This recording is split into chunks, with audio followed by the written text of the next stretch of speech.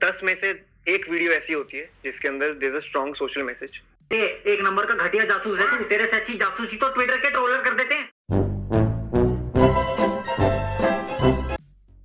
Indian YouTube community में एक time ऐसा था ना जब हमें लगता था कि no one would be ever able to cross Bhuvan Bam, पर ऐसा हुआ and Bhuvan Bam is now not the number one youtuber of India, but still in the hearts of many people, in the minds of many people, he would still be the number one, including me.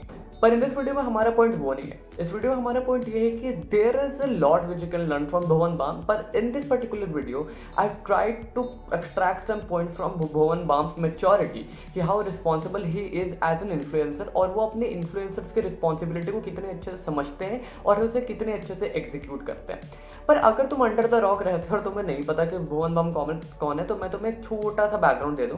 तो Bhuvan Bam is an Indian YouTuber जिनके over 20 million subscribers हैं और वो अपने channel पर wines वगैरह upload करते हैं एंड सम व्लॉग्स टू। तो भुवन बाम व्हेन आई से कि ही इज वेरी मैच्योर ना, तो यहाँ पर मैं मैच्योरिटी को 3 पार्ट से बांटने वाला हूँ। पहला मैच्योरिटी ऑफ कंटेंट, दूसरा मैच्योरिटी ऑफ कन्वर्सेशंस एंड तीसरा मैच्योरिटी ऑफ कंट्रोवर्सी। तो यहाँ पर तुम देख सकते हो, यहाँ पे टाइम स्टैम्प्स आ रहा है, तो तुम स्किप करना है तो तुम आराम से कर सकते हो। पर हम सबसे पहले स्टार्ट करते हैं मैच्योरिटी ऑफ कंटेंट से। तो देखो, when you are a content creator ना, तो अपने कंटेंट में जैसे जैसे तुम ग्रो होते जाते हो तो तुम्हारी रिस्पॉन्सिबिलिटी बढ़ती जाती है कि तुम धीरे धीरे उन इश्यूज को टैकल करो जो एक मास ऑडियंस तक पहुंचने की काफ़ी ज़्यादा नीड है। बिकॉज एज एन इन्फ्लुएंसर तुम्हारा काम सिर्फ लोगों को एंटरटेन करना नहीं है, पर लोगों तक वो चीज़ें पहुँचाना भी है जो उन तक पहुँचनी चाहिए और उन तक नहीं पहुँच पाती है।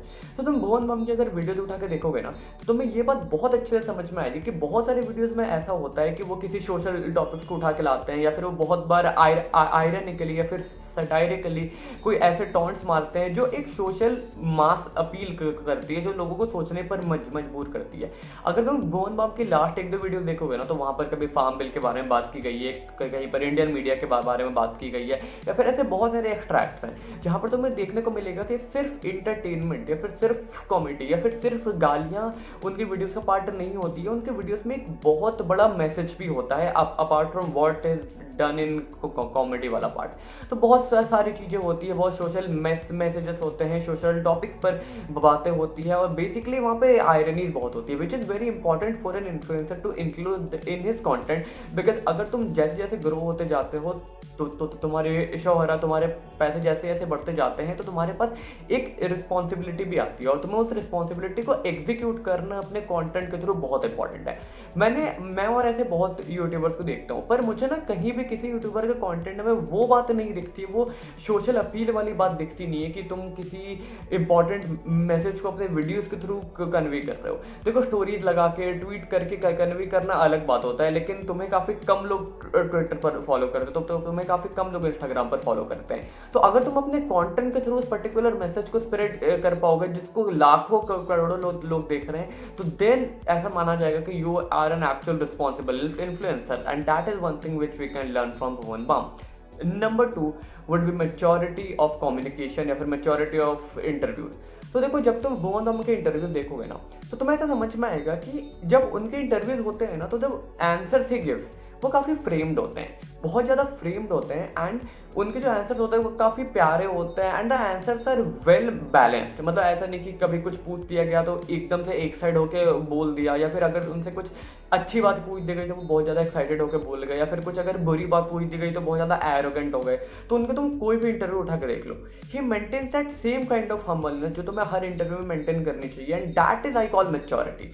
बिकॉज वो मैच्योरिटी होती है कि जब तुम एक स्टैंडर्ड पर पहुंच जाते हो तो तुम्हें पता होना चाहिए कि कौन सी चीज़ तुम्हें बोलनी है और कौन सी चीज़ तुम्हें नहीं बोलनी है, क्या चीज़ इंपॉर्टेंट है और तुम्हारे वर्ड्स का इम्पैक्ट कितना तेज हो सकता है। Because if you're in influencer ना, तुम्हारे वर्ड्स का बहुत बड़ा इम्पैक्ट होता है, और अगर तुमने नाप तोल के बोला नहीं तो कुछ भी हो सकता है। लोग तुम्हारे फेवर में आ सकते हैं, लोग तुम्हारे अगेंस्ट हो सकते हैं, और तुम्हारी उतनी पावर हो सकती है कि तुम देश में एक अलग ही जंग छेड़ दो।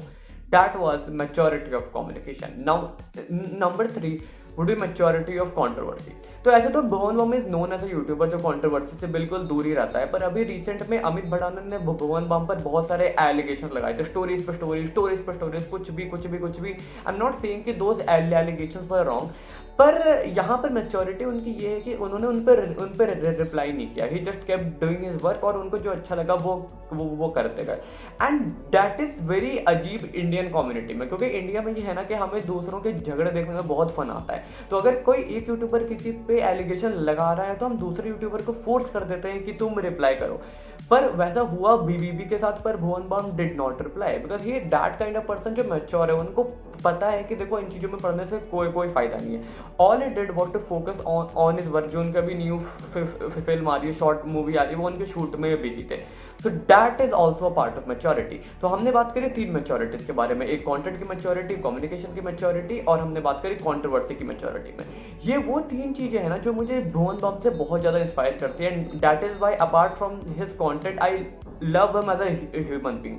So guys, that was my very short analysis of what we can learn from Bhuvan Bam, especially from the maturity वाला part. ऐसे आगे बहुत सारे एनालिटिकल कंटेंट वाले वीडियोस आएंगे। बाकी के वीडियोस अगर नहीं देखे तो जाके देख लो, चैनल को सब्सक्राइब कर लो, एंड बाय।